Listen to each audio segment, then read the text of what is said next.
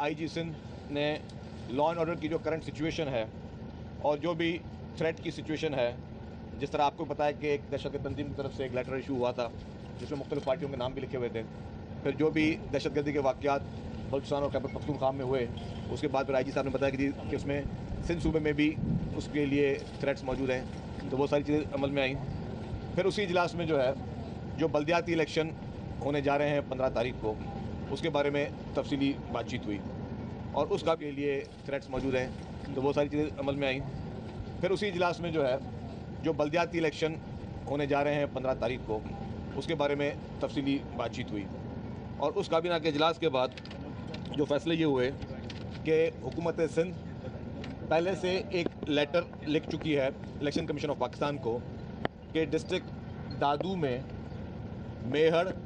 खैरपुर, नासन शाह, जोही इलाकों में अभी भी पानी मौजूद है, तो उसके लिए सिंध हुकूमत लिख चुकी है कि डिस्ट्रिक्ट दादू में इलेक्शन जो हैं वो मुलतवी किए जाए, ताकि जब तक सैलाब का पानी और बारिशों का पानी जो वहाँ पे भी मौजूद है, जब तक वो क्लियर नहीं हो जाता तब तक जो है वहाँ इलेक्शन करना मुमकिन नहीं होगा, क्योंकि ये पॉसिबल नहीं है कि आप पानी में लोग जाके या जो लोग या जो गाँव अभी तक पानी में डूबे हुए हैं वो इलेक्शन के लिए प्रोसेस में हिस्सा लें।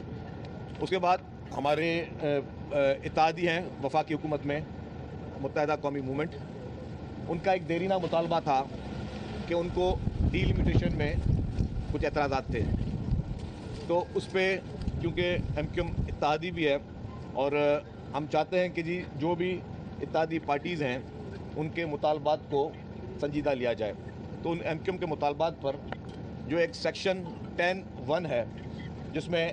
सिंध हुकूमत ने, कैबिनेट ने जो यूनियन काउंसिल के नंबर्स जो हैं